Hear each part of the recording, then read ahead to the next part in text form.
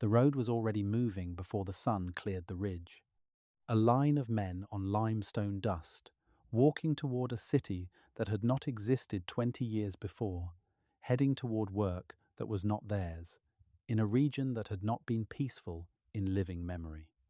This was Galilee, not the gentle pastoral scene of stained glass and devotional paintings. The most politically volatile, economically fractured, and socially dangerous region in the Roman world at the precise moment Jesus of Nazareth walked through it. And if you want to understand anything that happened here, you have to begin with what the landscape was actually doing to the people inside it.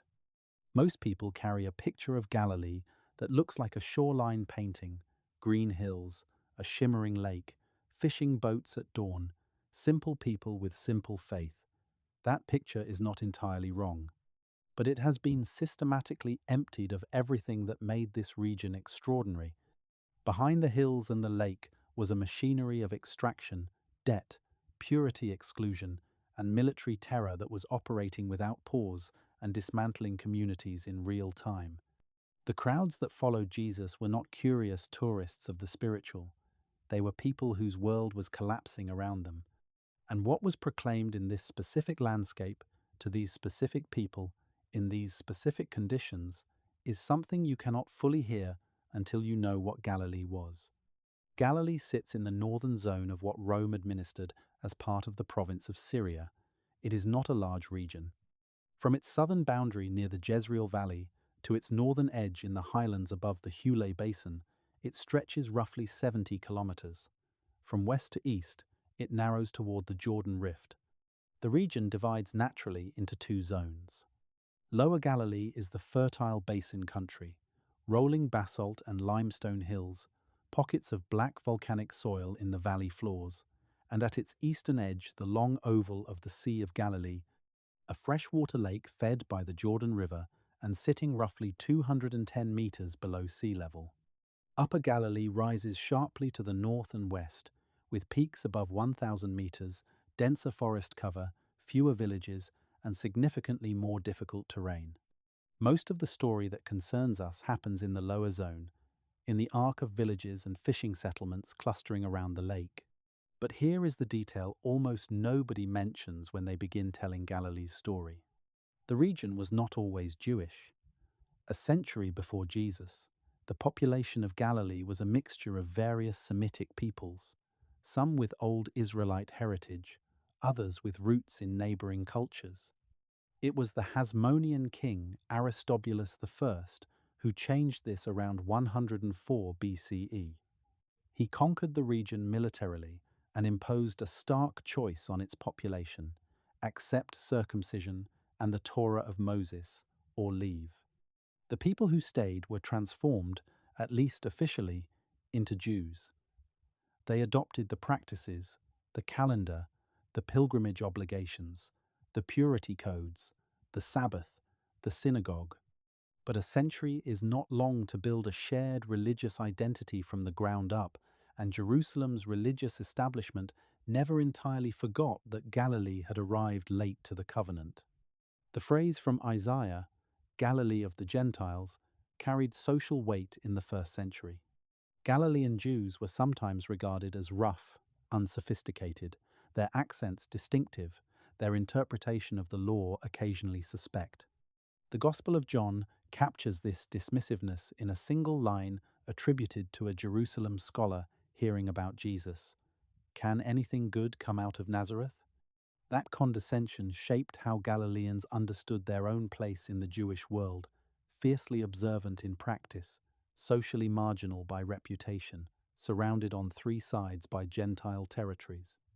The Decapolis, the Greek-speaking city league, lay to the east and southeast. Phoenician coastal cities bordered them to the northwest.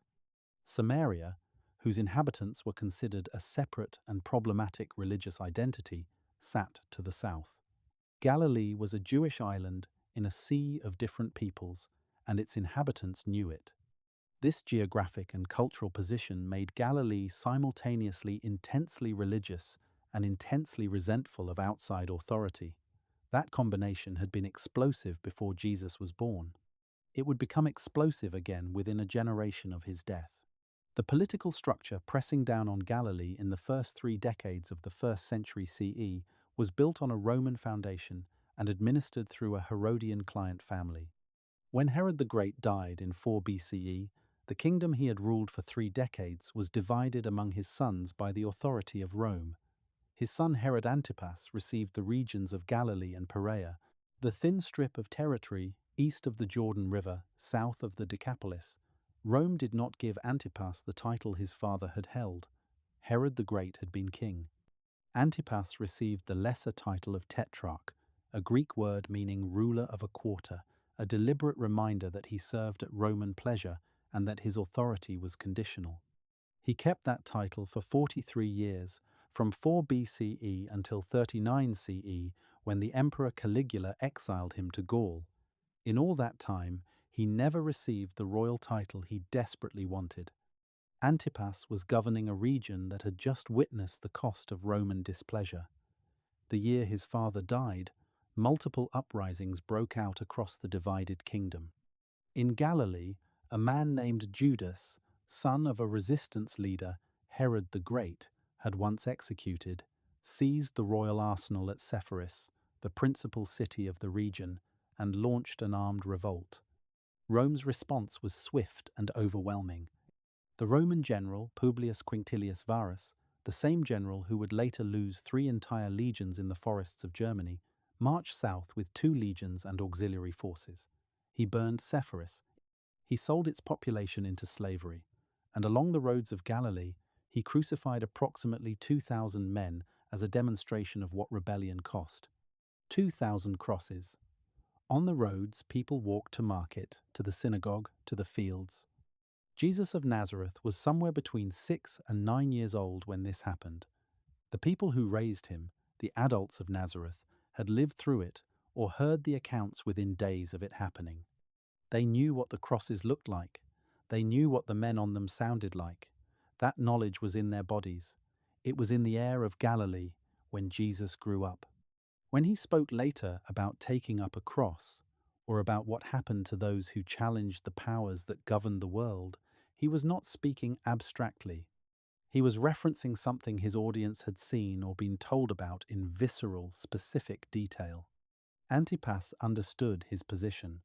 He needed to demonstrate his usefulness to Rome while managing a population that had just watched Rome crucify 2,000 of its people. He needed money for the court lifestyle that client rulers were expected to maintain. He needed money for the building projects that would signal his civilizational credentials to Roman observers. And he had exactly one source of money: the agricultural villages of Galilee. The tax structure bearing down on a Galilean peasant farmer in the 1st century was not a single burden. It was a cascade of overlapping demands, each legitimate by the authority imposing it, each consuming a portion of everything the farmer produced. At the top, Rome demanded a tribute from the region. Historians debate the precise rate, but the consensus estimate for agricultural tribute in this period runs somewhere between 10 and 12.5% of output. That was the Roman claim. Below it, Antipas levied his own tax on grain harvests and olive oil production. He charged fees for fishing licenses on the Sea of Galilee. He collected tolls at city gates and market entrances. He taxed the major roads. Each toll point was operated by a local contractor who had paid Antipas for the right to collect and who kept everything above the contracted amount as personal income. Below that, the Jerusalem temple required its own annual contributions. The half-shekel temple tax fell on every adult Jewish male. Tithes on agricultural produce, first fruits offerings, and the costs of mandatory pilgrimage 3 times a year added further demands on the family budget. When historians add the layers together, the estimated total ranges from 35 to 40% of agricultural output surrendered annually through various forms of taxation, licensing, tribute, and religious obligation. In a year of normal harvest, a Galilean peasant farming a small plot kept somewhere between 60 and 65% of what he grew to feed his family, pay his workers if he had any, maintain his tools, set aside seed for the next planting, and address any debts he was carrying. That margin was thin, and Galilee was a region where harvests were not always normal. The limestone hills of Lower Galilee are genuinely fertile when water is adequate, but Galilee's climate is variable. Drought years were real and recurring. The rainy season runs from roughly November through April. When the rains arrived late or fell short, the grain harvest failed. The olive harvest depended on conditions established a full year before the fruit appeared. One bad year for a family operating on a 60% margin was not merely uncomfortable, it was catastrophic. To stand inside a Galilean village in the first century is to stand in a world of radical physical intimacy. Most villages in Lower Galilee held between 200 and 500 people, often bound together by complex networks of family relationship. The evidence for what these villages looked like physically is no longer entirely hypothetical. Systematic archaeological excavations at Capernaum, at the reconstructed Nazareth village site, at Yodaphat in Upper Galilee, and at several smaller sites have revealed the patterns with considerable clarity. Houses were built of local stone. In the basalt zones near the lake, basalt was quarried from outcrops everywhere underfoot, its dark volcanic surface absorbing heat in summer and holding it through cold winter nights. In the limestone hills of the Galilee interior, limestone blocks were cut from the ridge faces and stacked into walls. The houses were small. A typical residential unit for a nuclear family consisted of a single main room, perhaps 20 to 25 square meters in floor area. That is roughly the size of a modern single-car garage. In that space, a family of 5 or 6 people slept, stored their grain and oil and dried food, and took shelter through the cold and wet of winter. Now watch what this means in physical terms. The roof above was flat, built of wooden beams spanning the walls, covered with woven brush and reeds, sealed with packed clay. It was not a permanent, rigid structure. It required maintenance every year, before the rains arrived, to fill the cracks that opened during the dry summer months. The flat roof was functional living space. Grain was spread on it to dry in the late summer heat. Family members slept on it through the warm months of the year. Women ground grain on it in the early morning, before the day grew unbearable. But it was made of clay and brush. A determined person could open a hole in it in 10 minutes with their hands. That is why the scene in the Gospel of Mark, where 4 men carry a paralyzed friend to a house where Jesus is teaching, find the doorway blocked by a crowd, climb to the roof, and dig through it to lower their friend down on a mat, strikes first-century readers as entirely ordinary. There was nothing spectacular about digging through a Galilean roof. You knew how it was built because you maintained one yourself. The remarkable thing in that story, the thing that cost effort and determination, was carrying the man up and lowering him with ropes. The digging was just work. Extended family units shared a courtyard. A compound might contain 2 or 3 residential rooms built around a common open space where cooking happened over a wood fire, where a clay oven was built for baking, where a stone mortar stood for grinding, where goats and donkeys sheltered at night. The animals were kept inside the compound walls at night, not for sentimentality, but for protection. A single donkey or a small goat was worth more than the average family's monthly food supply, and livestock theft was a real risk.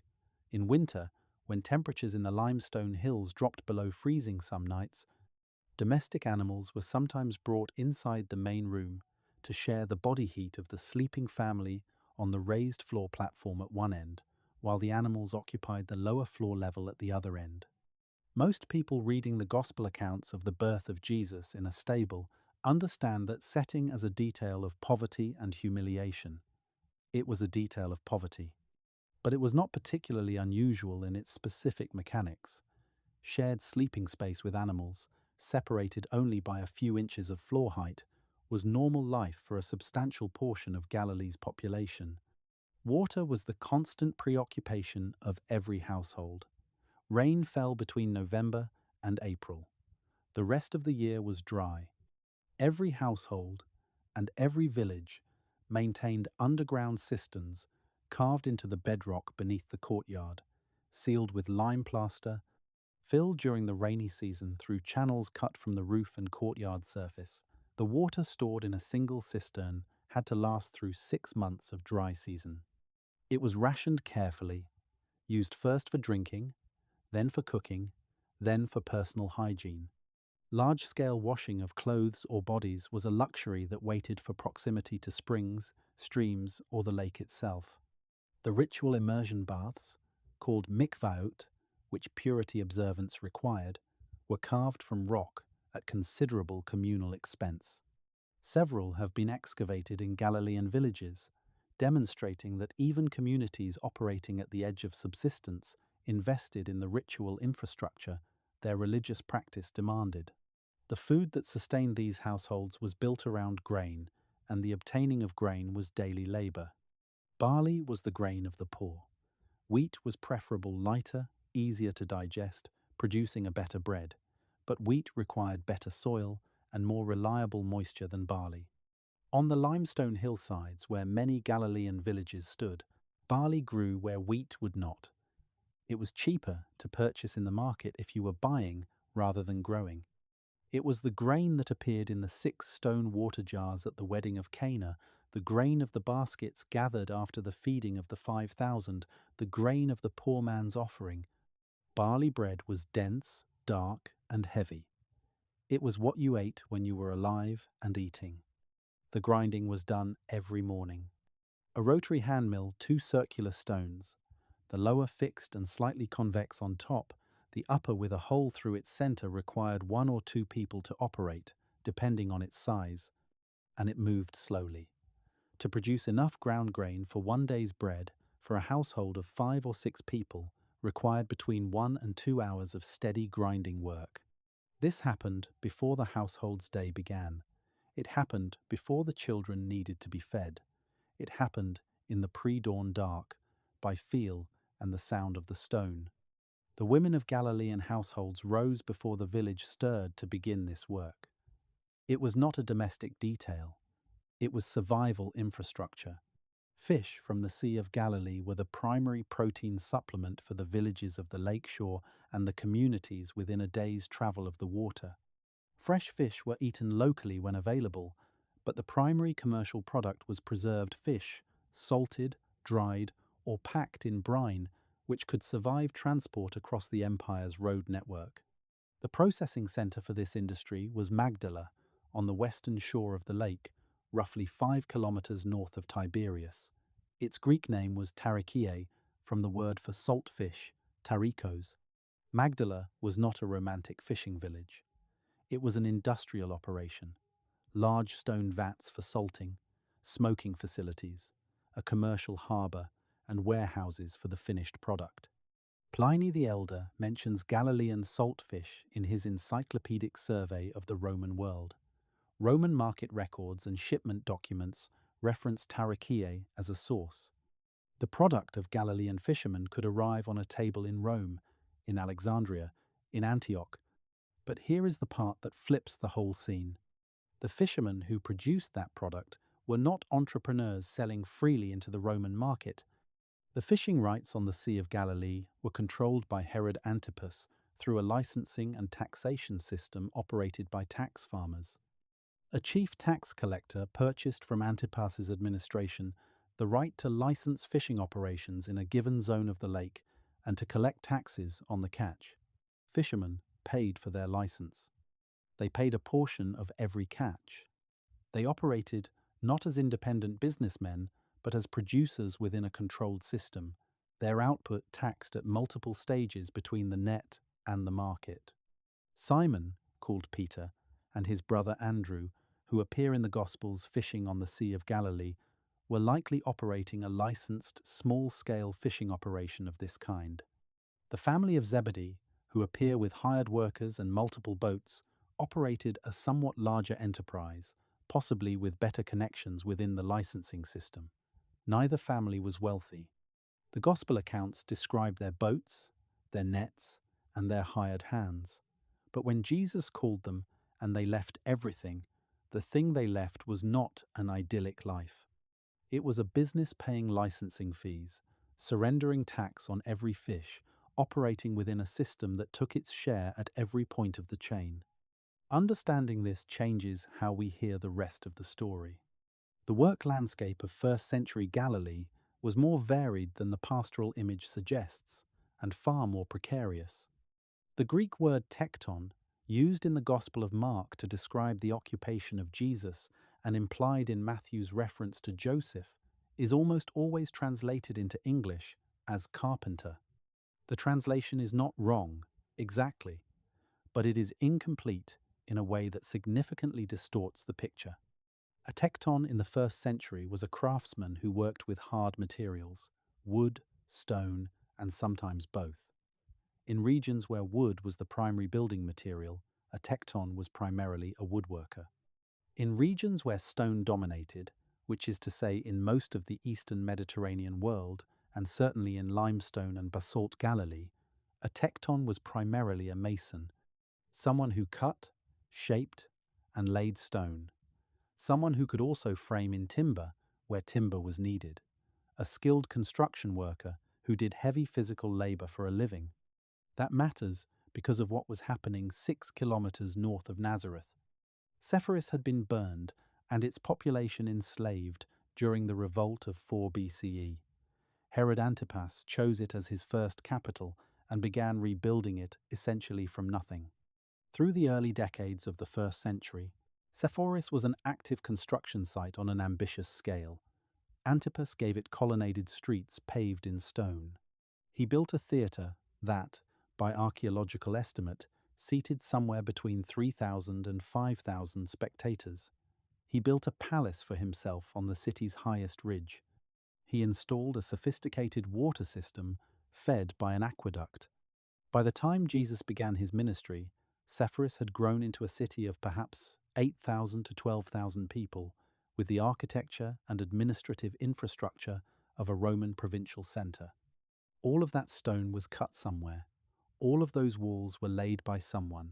All of those columns were erected by hands belonging to men who ate and slept and walked to work every morning from somewhere nearby.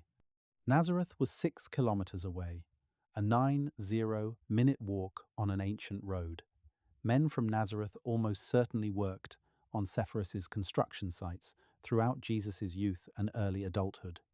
Some historians have suggested, plausibly, that Jesus himself may have spent years working in Sepphoris. The Gospels never say so explicitly, and they never mention Jesus visiting Sepphoris at all during his ministry, which is itself a significant silence for a city only 90 minutes from his home village.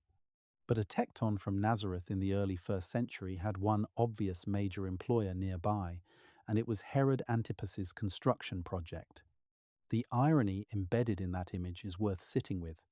A craftsman from Nazareth, working to build the capital city of the man whose administrative system was systematically impoverishing his community, walking home at night to a village where the debt crisis was tightening around his neighbors' throats. Below the craftsman in the economic hierarchy stood the day laborer, and this was the position most Galilean men who had lost their land occupied. Day laborers gathered before dawn at the market spaces and city gates where hiring happened. They waited.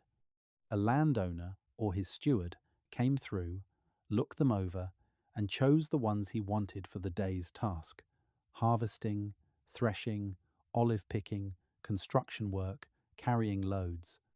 The wage was a denarius per day when work was available. 1 denarius could buy a day's basic food supply for a single adult, not comfortably. For a man with a family, 1 denarius per day was survival mathematics, requiring the elimination of every non-essential expenditure, and that assumed he was hired.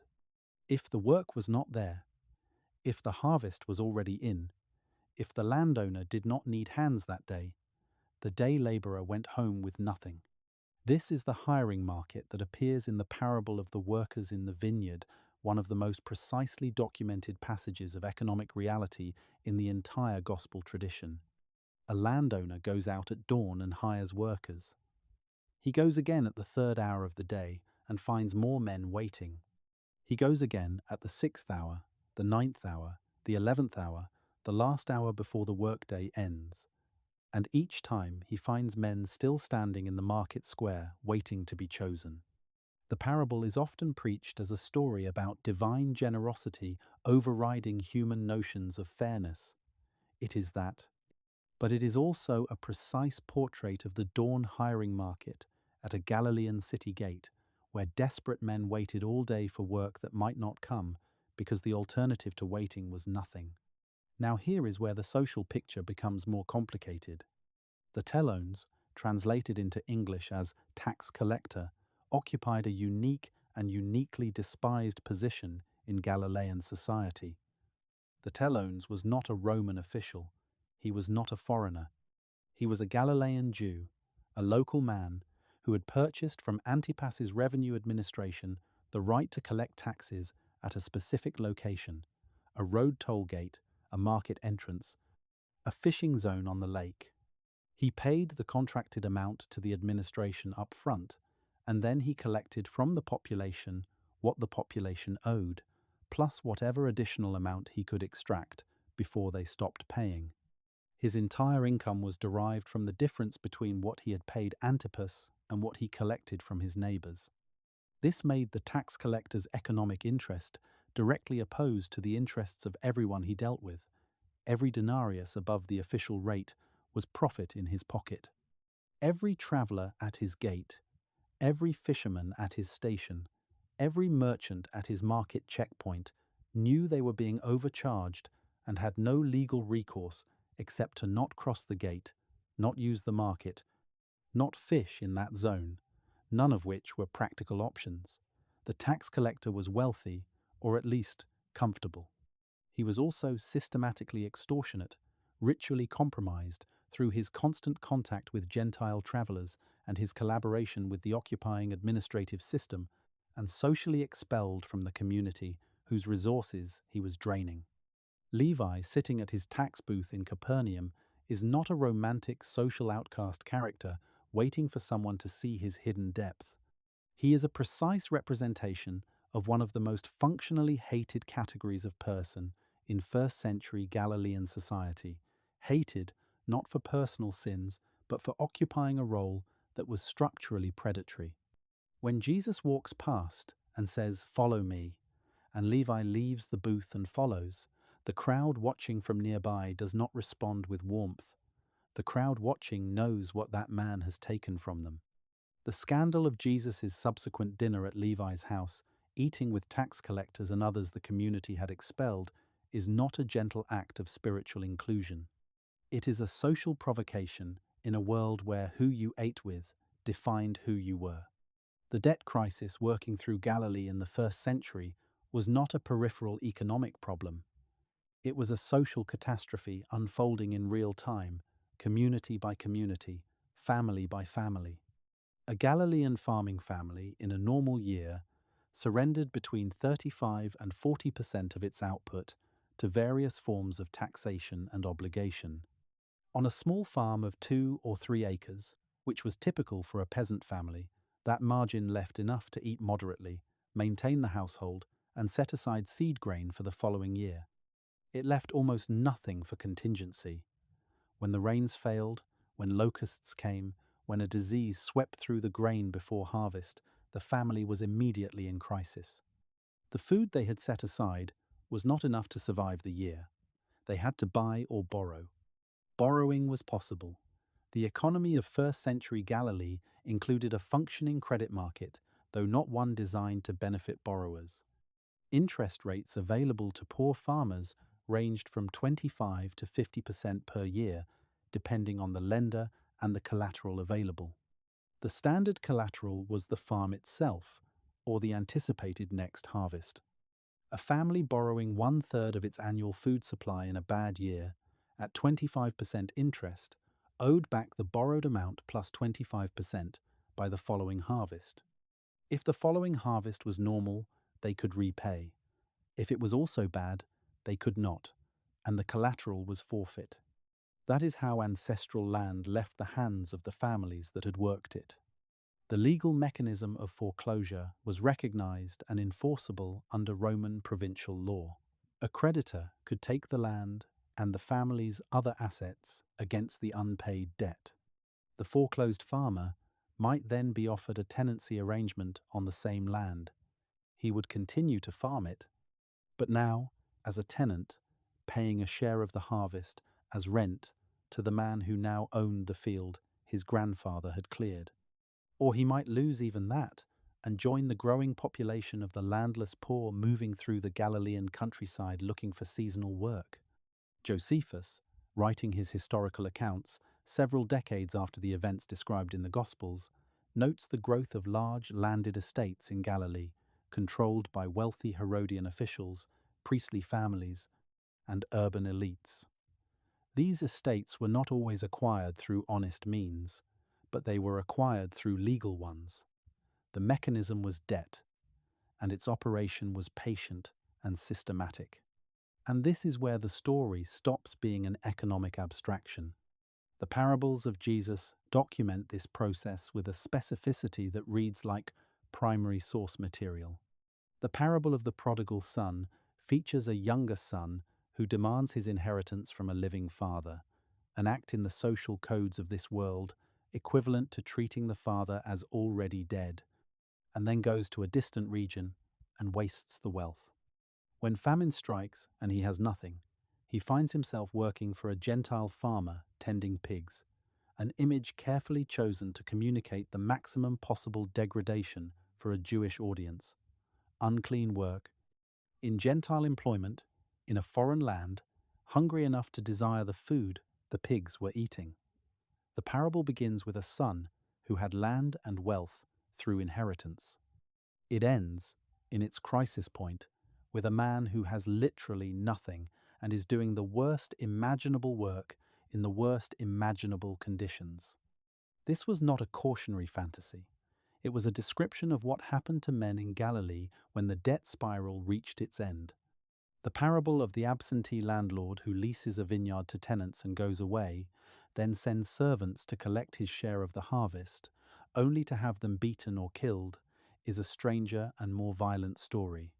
When the landlord sends his own son, reasoning that the tenants will respect the heir, the son is killed, and the tenants apparently reason that if the heir is dead, they might claim the vineyard by adverse possession. The landlord returns and destroys them. This parable has layers of allegorical meaning that the gospel writers make explicit.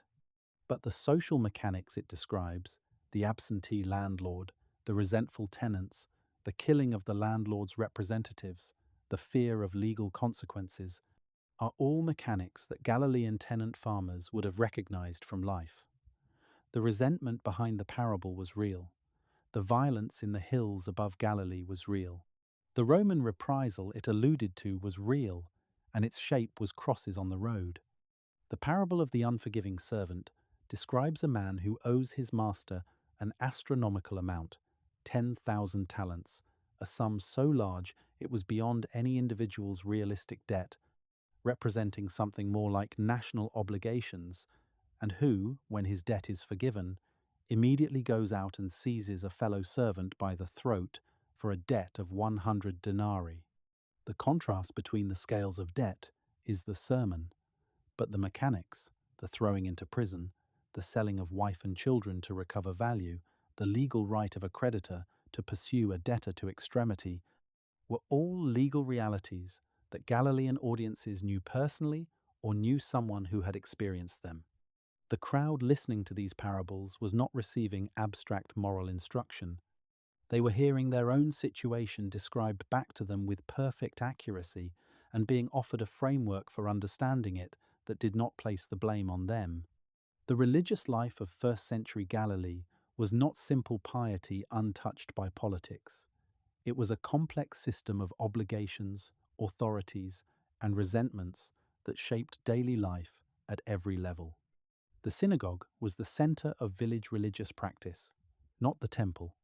The temple was in Jerusalem, a 90-kilometer journey south, requiring 3 to 4 days of travel on foot through either Samaria or the Jordan Valley. The temple was controlled by a priestly aristocracy that Galilean villagers encountered directly only on pilgrimage occasions. The synagogue was local. It was the building or the room or the adapted house where Torah was read aloud on the Sabbath, where disputes between neighbors were adjudicated by community elders, where prayer was offered, where the sick were named and prayed for, and where the collective obligations of a Jewish community toward its poor members were organized and distributed.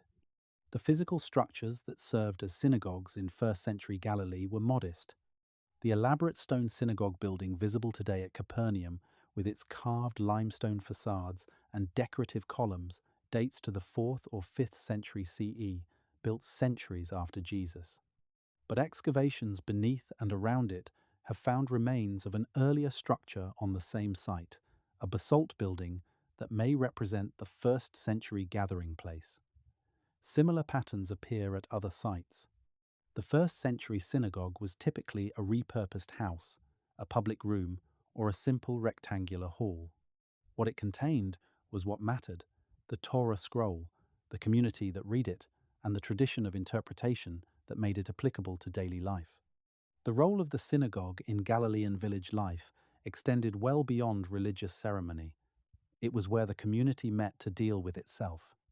In a world without courts in the modern sense, where the formal Roman legal system was distant and inaccessible to most ordinary people, and where the procedures of Torah law governed community relationships, the synagogue gathering was the arena where conflicts were resolved, where penalties were applied, and where the social norms of the community were enforced.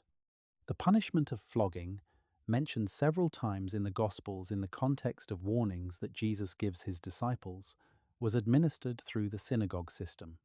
The ban of exclusion, effectively the cutting off of a community member from all religious and social participation, was also applied through the synagogue leadership. This meant that the synagogue had real power over people's lives. Exclusion from the synagogue meant exclusion from the social support network, from the community charity system, from the relationships that made survival in a small village possible. It was a powerful tool of community discipline. It could also be weaponized against those who challenged the community's established order. 3 times a year, the weight of pilgrimage obligation fell on Galilean households. Passover in spring, Shavuot 50 days after Passover, and Sukkot in autumn. These were the 3 festivals for which Torah required every adult Jewish male to appear before God at the temple in Jerusalem. In practice, this meant weeks of preparation, several days of travel each way, and expenses that a poor family had to plan for throughout the year. The journey from the Sea of Galilee region to Jerusalem covered roughly 130 kilometers. On foot, through the heat of spring or the uncertainty of autumn weather, traveling in extended family and village groups for safety, it took 3 to 4 days each way. The cost was not only the travel, food, and accommodation, it was the lost work days. A man absent from his farm or his workshop for 2 weeks around Passover, counting travel and festival time, was losing income his family needed. The lambs or pigeons required for temple sacrifice had to be purchased or brought from home. The temple tax had to be paid in the correct currency, the half shekel of Tyre, requiring exchange at the tables of money changers operating in the temple courtyards. The money changers charged a fee for the exchange. Every step of the pilgrimage had a cost, and the poorest Galileans faced the dilemma of a religious obligation they could not fully afford to fulfill. Arriving in Jerusalem during Passover was a revelation for any Galilean villager, and not entirely a comfortable one. Jerusalem's permanent population in the 1st century CE was somewhere between 80,000 and 100,000 people.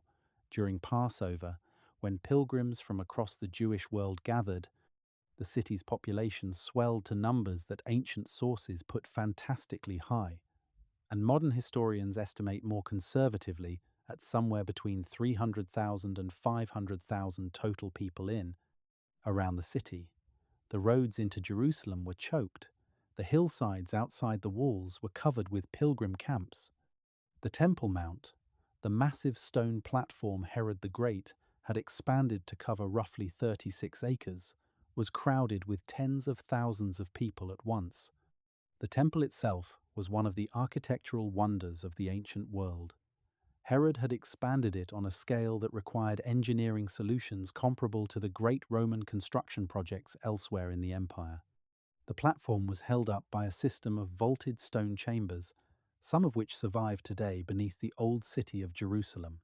The outer courts were surrounded by colonnaded walkways called stoas.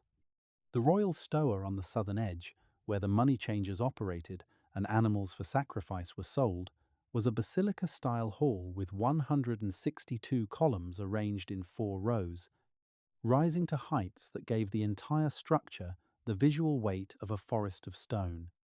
Josephus describes a visitor looking down from the edge of the platform into the Kidron Valley below as experiencing vertigo. The drop was roughly 40 meters. Against this backdrop, the contrast with the limestone rooms and clay-sealed roofs of Galilean village life was staggering. The wealth concentrated in Jerusalem's priestly establishment, in the Herodian palaces, in the merchant families who serviced the pilgrimage economy, was visible and overwhelming.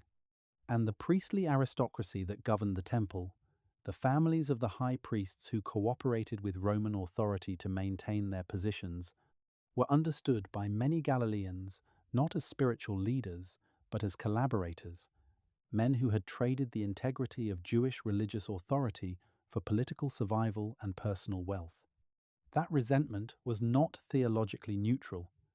It fed into the same general sense of siege, of being extracted from, of belonging to a community systematically disadvantaged by the system governing them, that the tax structure and the debt crisis were producing in the countryside. The temple was simultaneously the center of Jewish cosmic imagination, the place where heaven touched earth, the place where the God of Israel dwelt in the innermost chamber, and an institution whose human management many Galileans deeply distrusted. This combination of genuine religious devotion and political resentment of religious institutions is not an unusual psychological state in human history. But it was unusually intense in first-century Galilee, and it created the specific conditions that made prophetic voices like John the Baptist and Jesus of Nazareth so immediately powerful. They spoke to people who were devout but alienated, people who believed deeply but felt betrayed by the visible institutions of belief. The purity system of first-century Judaism was not designed as a mechanism of social control. It grew from theological principles about holiness, about the separation of the sacred from the profane, about the maintenance of the community in a state fit for the presence of God. But in practice, in the daily life of Galilean villages, its effects were profound and, for many people, devastating. Purity in this world was not a personal spiritual state visible only to God. It was a social category with public, legal, and economic consequences. A person who was ritually impure could not enter the zones of the temple that required purity. They could not participate in synagogue worship in the fullest sense. They could not share meals with observant Jews who maintained their own purity, which in a world where table fellowship was a primary expression of social solidarity, meant they were excluded from the social economy of the community. They could not receive from the community charity systems that required the recipient to be in an acceptable state. In short, impurity meant exclusion from the networks on which survival depended. For many conditions, the impurity was temporary. A person who became impure by touching a dead body underwent a specific cleansing process lasting 7 days and then returned to full community participation. A woman after menstruation immersed in a mikveh and was restored. These temporary impurities were common, expected, and accommodated by the system's rituals of restoration. But here is the detail that changes the whole picture. Some conditions produced impurity that was effectively permanent. The category of skin conditions covered by the Hebrew term tsarath, translated into Greek as lepra and into English as leprosy, but actually describing a range of conditions from what modern medicine recognizes as true leprosy to severe psoriasis to various fungal and bacterial skin conditions, was one of the most feared sources of permanent impurity. The diagnosis of tsarath was made not by a physician but by a priest who examined the condition according to the protocols laid out in Leviticus chapters 13 and 14. If the condition met the criteria for tsarath, the consequences were legally specified. The affected person was required to live outside the village community. They could not return to their home, their family, their work, or the synagogue.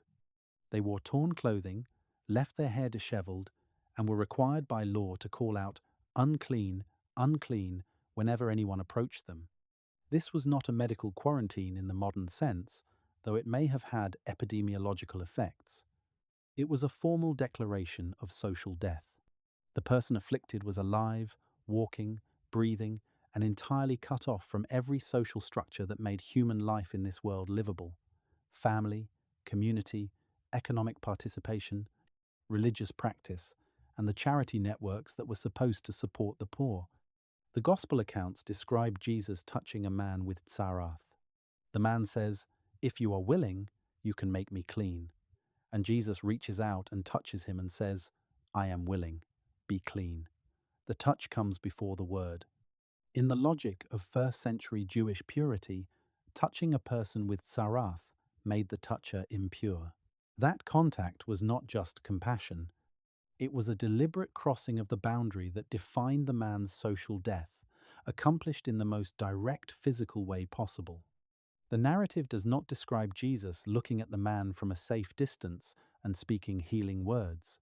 It describes Jesus touching him, which, in the social logic of Galilee, was an act with enormous public meaning. Restoration from tsarath required priestly examination and certification. Jesus tells the restored man to go to the priest and offer what Torah requires.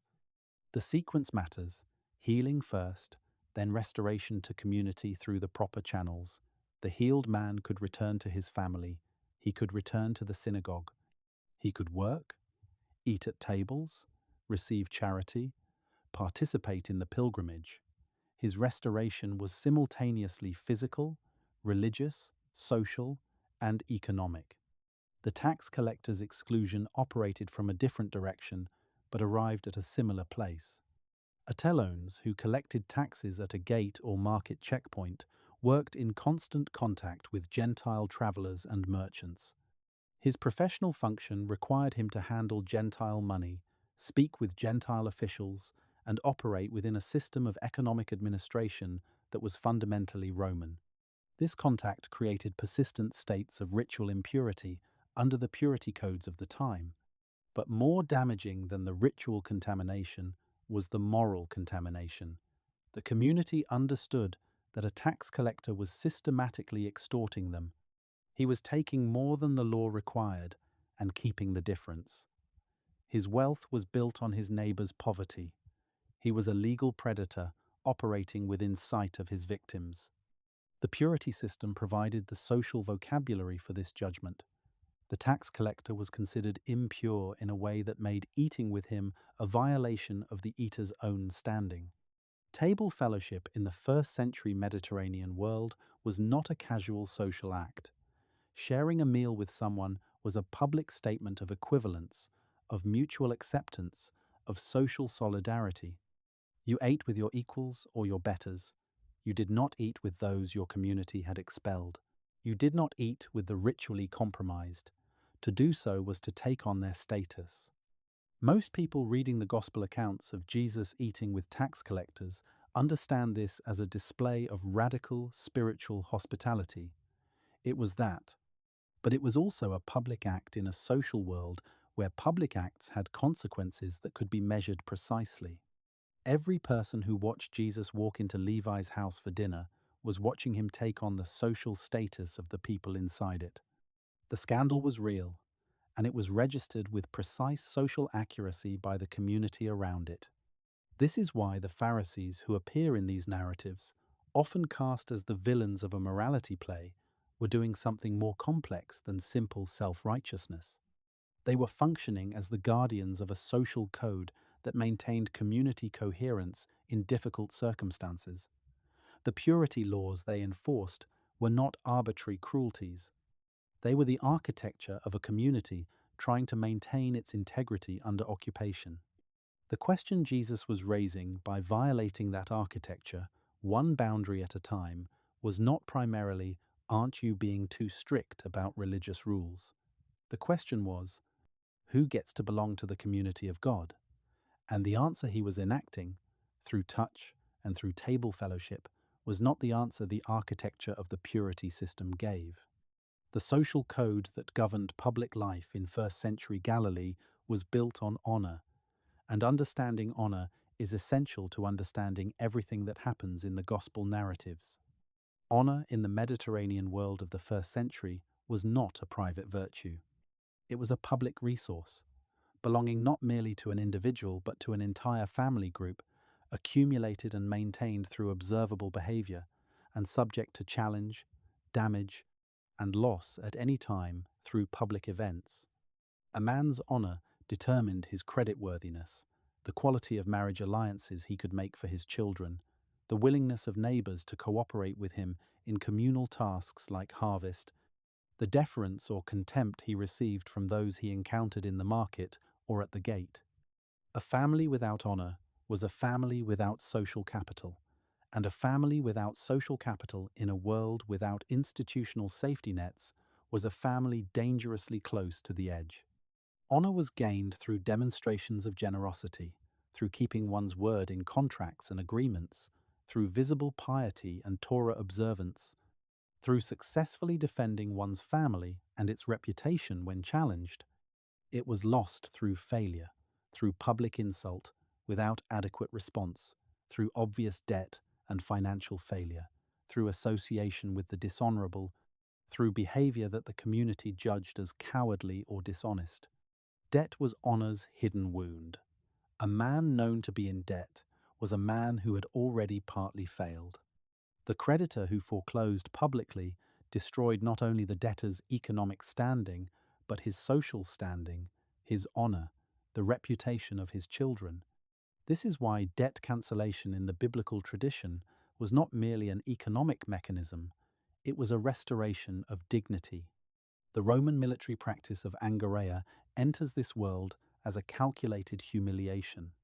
Roman soldiers had the legal right to conscript civilian men to carry military equipment or supplies for a distance of 1 Roman mile. This right was exercised regularly in occupied territories. A soldier could stop any civilian on the road, point to his pack, and compel the man to carry it. The compelled man had no legal recourse. Refusal was potentially dangerous. Compliance was humiliating. A Galilean man, an adult with his own honor to protect, forced by a foreign soldier to do manual labor in public view. And the humiliation was particularly pointed because it happened on the road, in sight of other travelers, witnessed by the community. The saying attributed to Jesus, "If anyone forces you to go 1 mile, go also the 2nd mile," is regularly read as a teaching about going beyond what is required, about generous service. In context, it is something more specific and more subversive. The word translated as "forces you" is the technical Greek term for the angareia conscription. Jesus is addressing men who know this practice from the inside of their bodies. The instruction to volunteer the 2nd mile was not simply about generosity. It was about taking back the initiative from the soldier. The soldier who compelled you to carry his pack for 1 mile exercised power over you. The man who then volunteers a 2nd mile has turned the dynamic. He is now choosing, not being chosen. The Roman soldier who received a second voluntary mile was not legally empowered to receive it and could face discipline for allowing a civilian to carry his pack beyond the legal limit.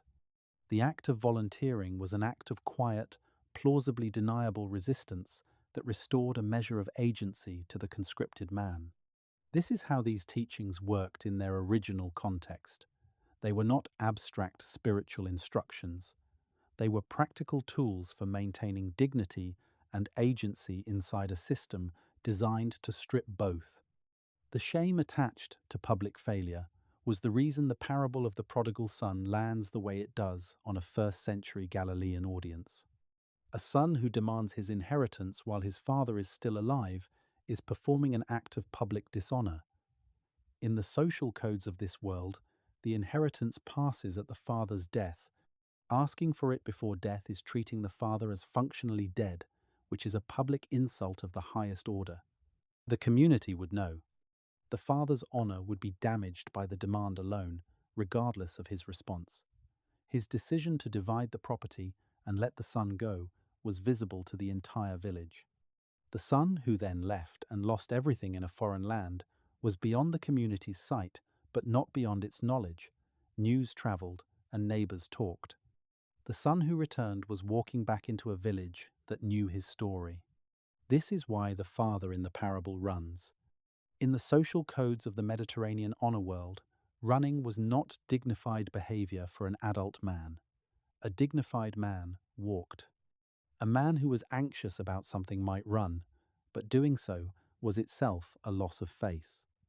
The father in the parable runs toward his returning son before the son reaches the village edge. This detail is not accidental. The father is running to intercept the son before the village can gather to express its judgment, before the neighbors can begin the public shaming that would seal his son's humiliation. By reaching the son first, by throwing his arms around him before anyone else responds, the father is using his own honor to absorb and deflect the shame. He is performing a public act of restoration before the public act of condemnation can happen. The robe he orders brought, the ring, the sandals, the fatted calf, the party, these are all deliberate public signals that the father is restoring the son's status in the household and in the community. Each item carries social weight.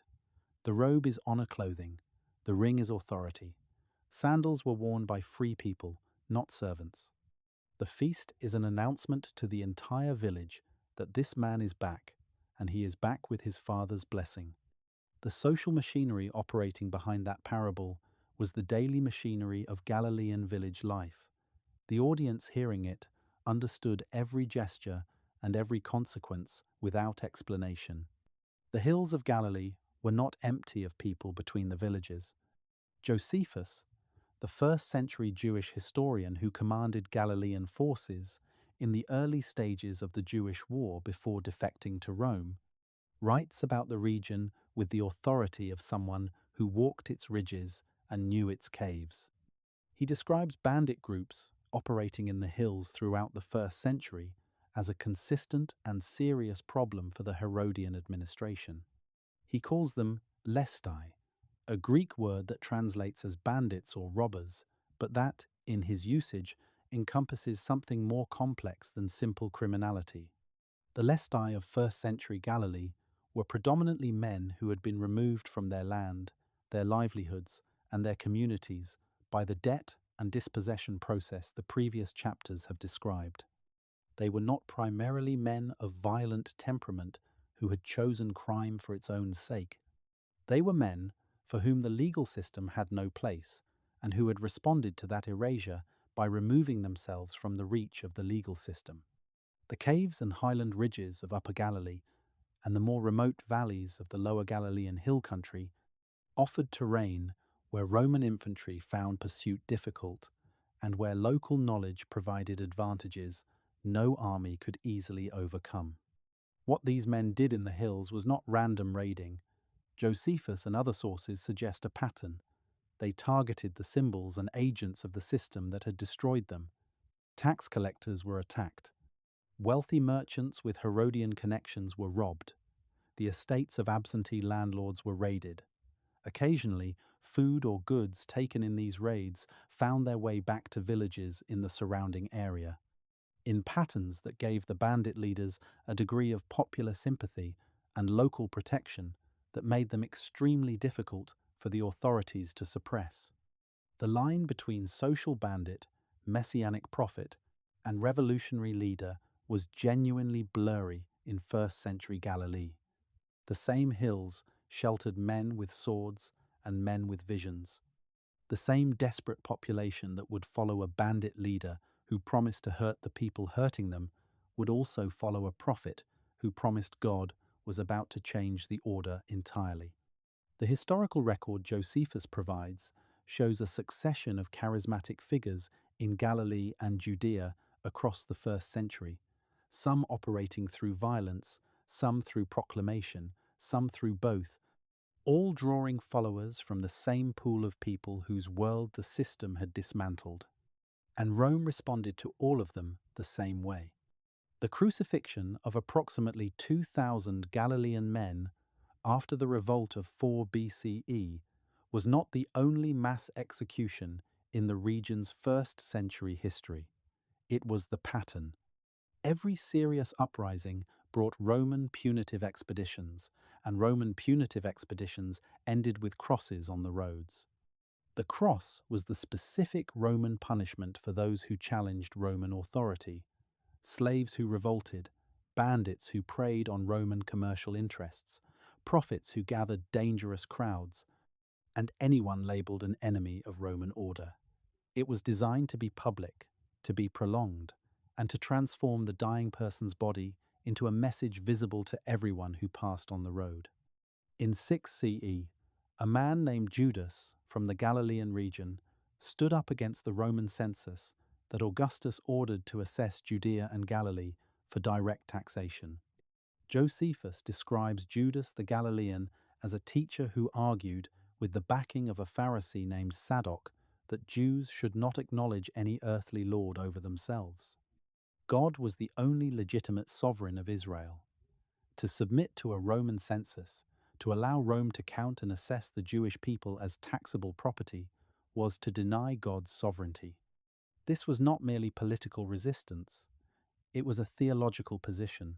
The kingdom of God and the kingdom of Caesar were mutually exclusive, and choosing Caesar was a betrayal of the covenant. Judas's revolt was suppressed. He was killed or disappeared from the record. But Josephus makes a specific and important note. The movement he began did not disappear. It went underground, and it continued to develop and gather adherents for the next 60 years, until it exploded into the Great Revolt of 66 CE that ended with the destruction of Jerusalem and the Temple. The ideology planted in Galilee by Judas the Galilean, the absolute conviction that God alone was King of Israel and that Roman rule was an offense against divine sovereignty, lived in the Galilean hills through the entire period of Jesus' ministry. It was in the air. It was in the conversation. It was in the minds of the crowds who gathered to hear whether Jesus was going to say something about it. When people tried to crown Jesus as king, following the feeding of the multitude, or when they asked him whether it was lawful to pay taxes to Caesar, they were not asking idle hypothetical questions. They were probing precisely this fault line in first-century Galilean political theology.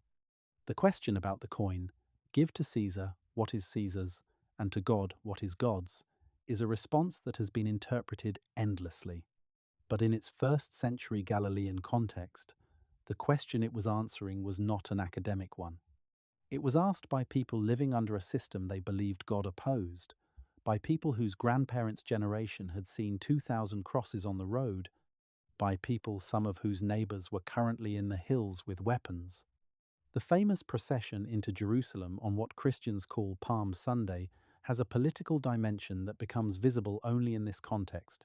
Pilgrims entering Jerusalem for Passover would have entered through the Eastern Gate. At the same time, the Roman governor Pontius Pilate typically entered Jerusalem from the west, coming from his coastal residence in Caesarea Maritima, accompanied by a military escort intended to demonstrate Roman power during the festival period when nationalist sentiment ran highest and the risk of uprising was greatest. Two processions, entering the same city from opposite directions, at the same festival, one on a war horse with soldiers and standards, one on a donkey, a deliberate echo of the prophet Zechariah's description of a coming king who would enter Jerusalem humble and riding on a donkey, bringing peace, the antithesis of the military king. Everyone in both processions knew what the other one meant. Return now to the two cities Herod Antipas built in Galilee, because their relationship to the villages around them explains something essential about the economic structure producing the crisis.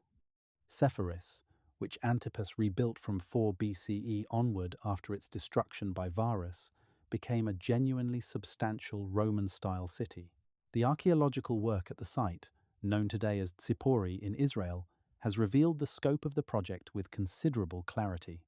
Colonnaded streets running north to south and east to west, the standard grid of a Roman provincial city. A theatre carved into the hillside, with stone seats and a stage building, capable of holding an audience of 3,000 to 5,000 people. At the city's highest point, a citadel building that served as Antipas's palace and administrative centre beneath the streets, channels for water distribution fed by an aqueduct. In the residential districts, houses with plastered walls and, in some cases, mosaic floors. The population grew toward 10,000 to 12,000 people. This was a city where Herodian officials, wealthy merchants, priestly families with business interests in the north, skilled artisans who had been drawn from surrounding villages by the wages available, and members of the Greco-Roman administrative class lived at a standard completely removed from the village world outside the walls. The theatre, in which Sepphoris residents watched performances, reflects a cultural orientation toward the Hellenistic Roman world that the average Galilean villager did not share and may have found alien or offensive. The luxury goods in the excavated houses, the imported pottery and glass, the scale of the domestic architecture, the formal water systems, were all financed by the agricultural taxes flowing in from the countryside. The road from Nazareth to Sepphoris was 6 kilometers long. On that road, men from Nazareth could watch the skyline of a city built with their labor and sustained by their taxes growing steadily more impressive year after year, while the village they returned to at night remained a cluster of small stone rooms and clay-sealed rooftops. The second city, Tiberias, confronted Galilean Jews with a different kind of provocation. Antipas chose the western shore of the Sea of Galilee for his new capital around 17 to 20 CE and named it for the current emperor, Tiberius, a highly visible gesture of loyalty to Rome. The lakeside location was strategic. It gave him a harbour and positioned the city on the major road running from Sepphoris south and east. But the specific site he chose contained ancient tombs. Under Torah law, land containing human burials was a source of corpse impurity. Living on it, building on it, passing over it, all created states of ritual impurity. Tiberias was, from its founding, an impure city by the standards of Jewish purity law. Antipas was not unaware of this, but his priorities were strategic, not purity-based, and he proceeded. The result was a city that many observant Galilean Jews refused to enter or live in for generations. Josephus notes that Antipas had to compel the initial population of Tiberias by forcing some people to settle there, including poor people who had no choice but to accept housing grants and land allocations in exchange for living in an impure city. He attracted Gentiles, Herodian officials, and people for whom the purity question was either not relevant or outweighed by the economic incentives. The city eventually grew and developed its own Jewish community, but it began as a place many Galilean Jews would not go. The Gospel of John mentions that Jesus crossed the Sea of Galilee in a boat and that crowds followed him around the lake. There is a passage where the text notes that boats from Tiberias came across the lake. The name of the city appears once in the Gospel narrative as a geographical marker. Jesus is never recorded as entering it. He is never recorded as teaching in Tiberias. He is never recorded as healing anyone there or having any encounter with its population. For a ministry that covered the entire surrounding region, the complete absence of Tiberias from the Gospel accounts is remarkable. And given what Tiberias was, it stops being remarkable and starts being meaningful. Now step back and see the structure whole. On one side, Sepphoris and Tiberias, cities built by Herodian ambition, funded by peasant taxation, populated partly by conscription, culturally oriented toward Rome, housing the administrative class that operated the extraction system. On the other side, the villages: Nazareth, Capernaum, Bethsaida, Magdala, Chorazin.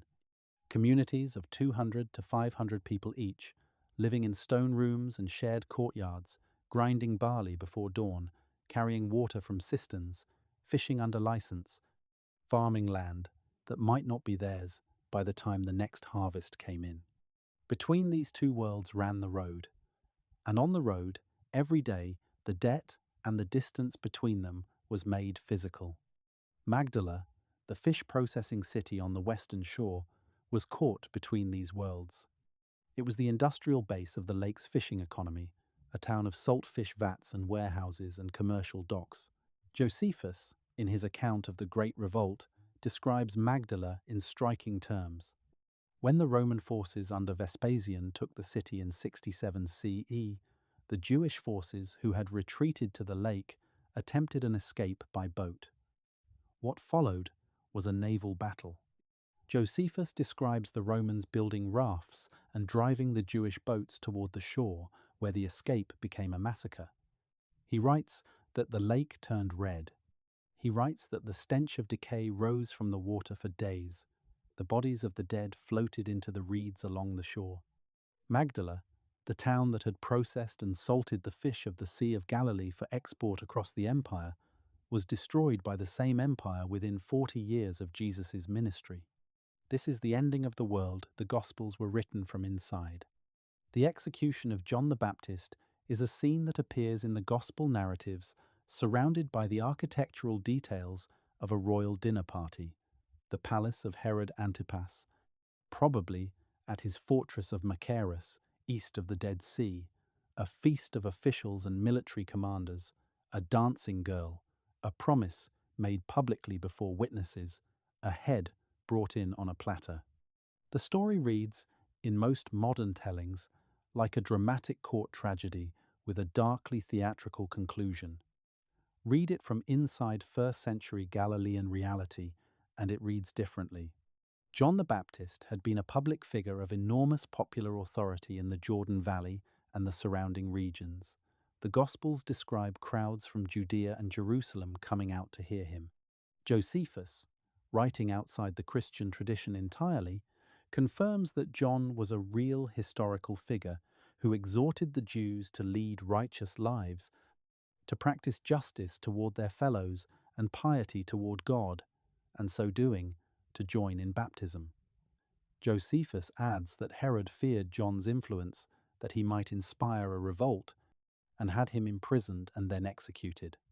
What John had done, in the specific political vocabulary of first-century Galilee, was accuse Antipas publicly of violating Torah.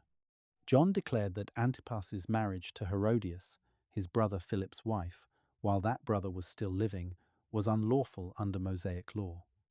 This was not merely a personal moral critique.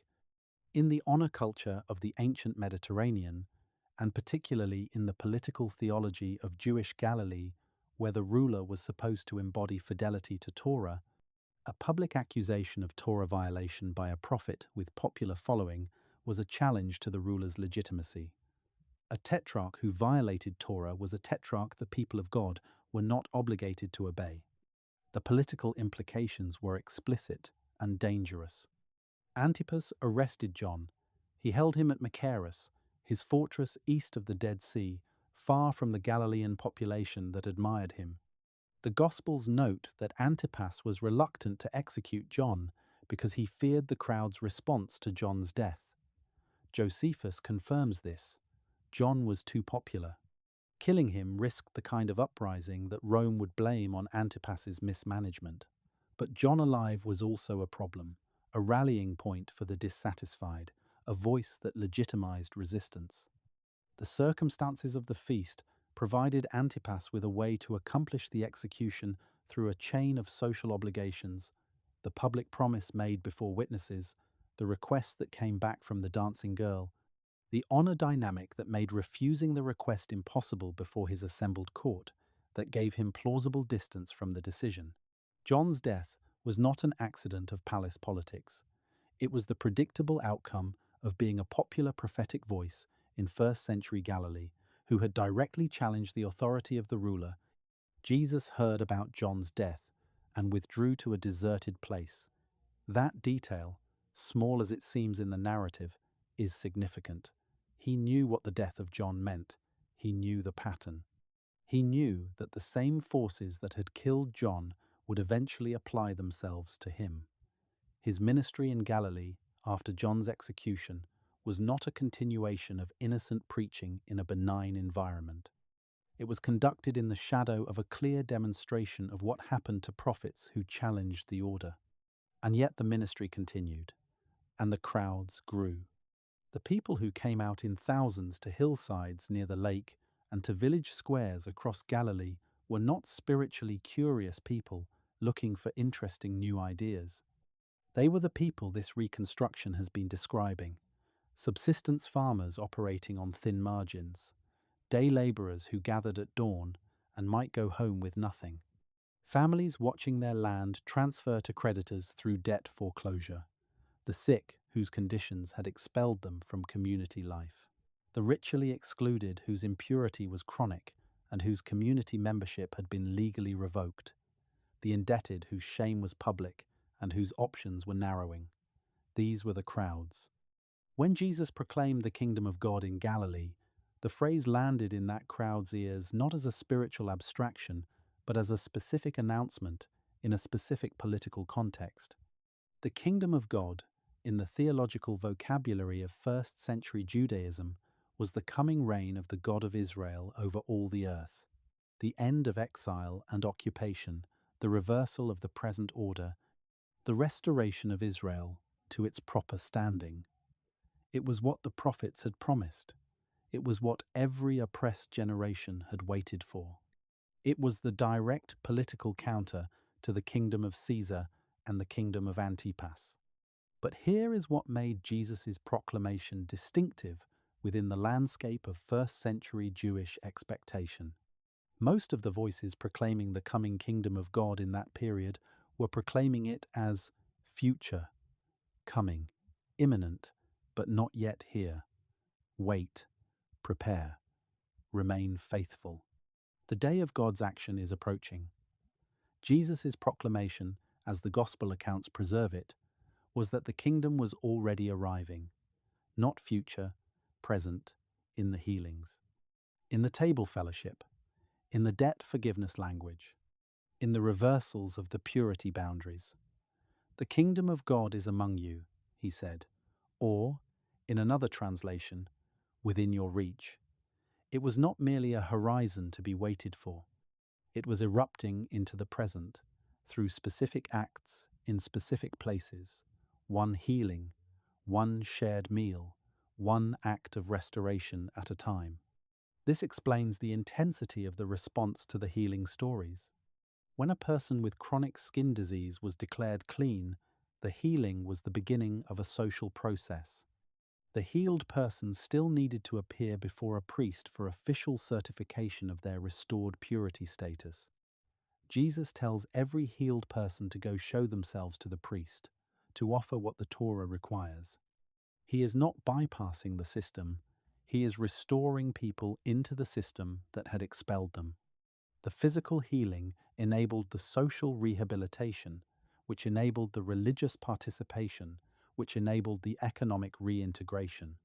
A person who had been outside the village for months or years because of their condition could go home. They could go to the synagogue on Saturday. They could eat at a common table. Their children could be placed in marriage arrangements again. They could receive charity. Their social death was reversed. Table fellowship operated as a parallel enactment of the same principle. Jesus ate with tax collectors. He drank at the wedding in Cana. He accepted dinner invitations from Pharisees and from people of ambiguous social standing.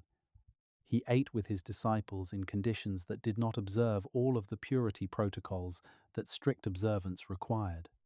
Each of these meals was a public event in a world where eating was never purely private. The community saw who was at the table. The community registered what it meant. And what it meant, in the social vocabulary of Galilee, was a community being reconstituted on different principles of membership.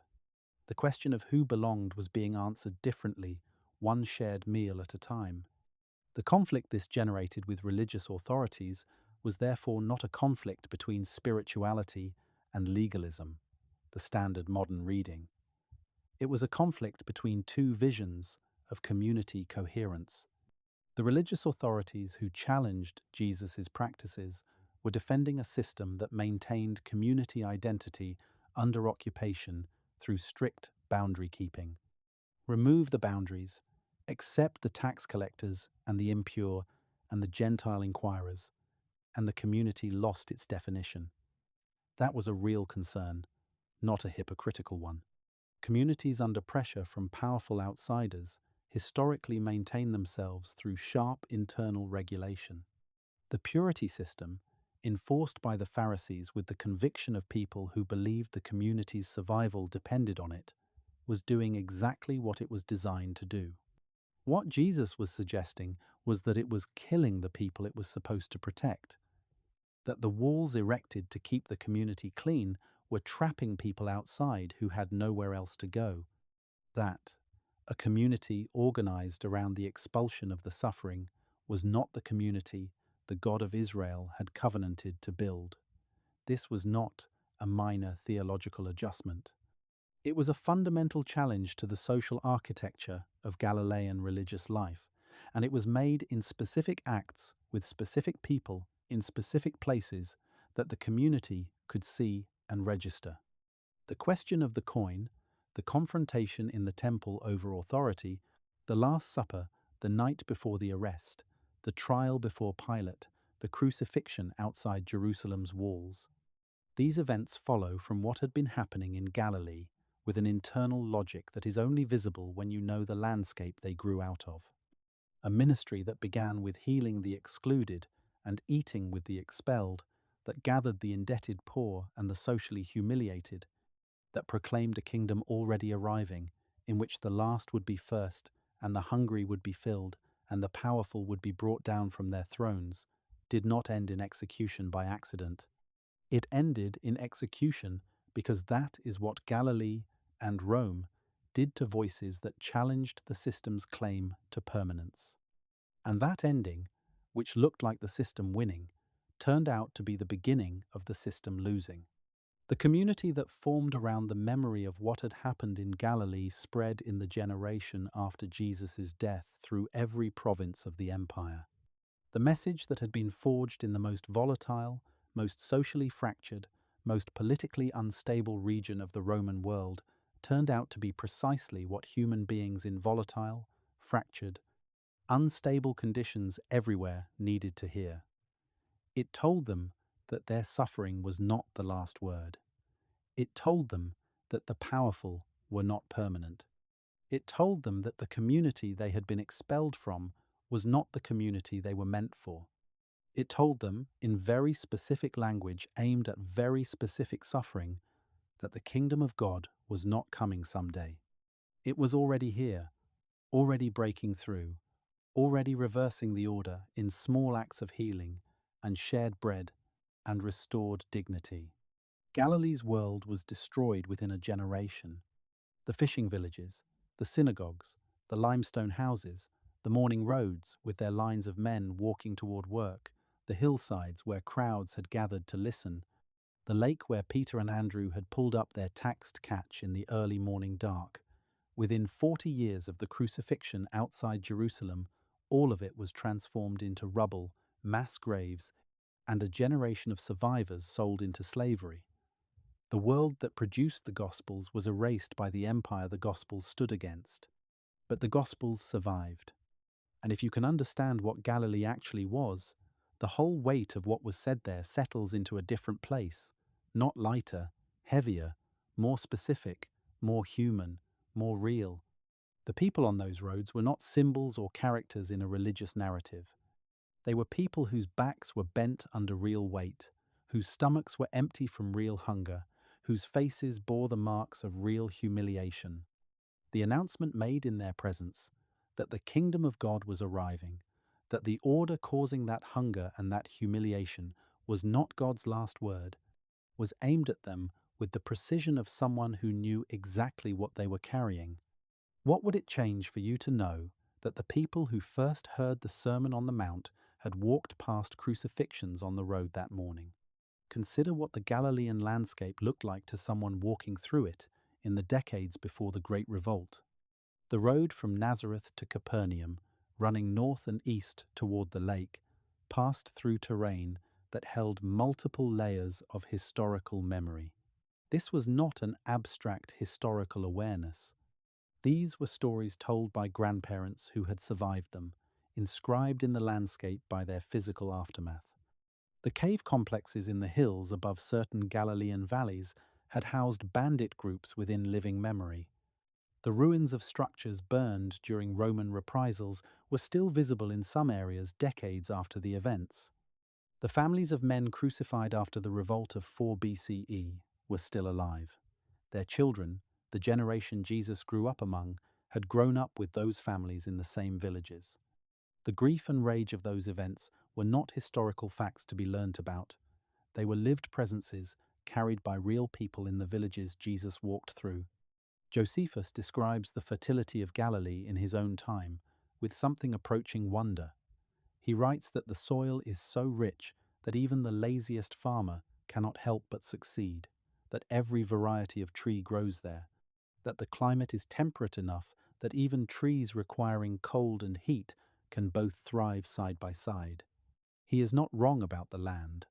Lower Galilee's volcanic basalt soil was and remains remarkably productive.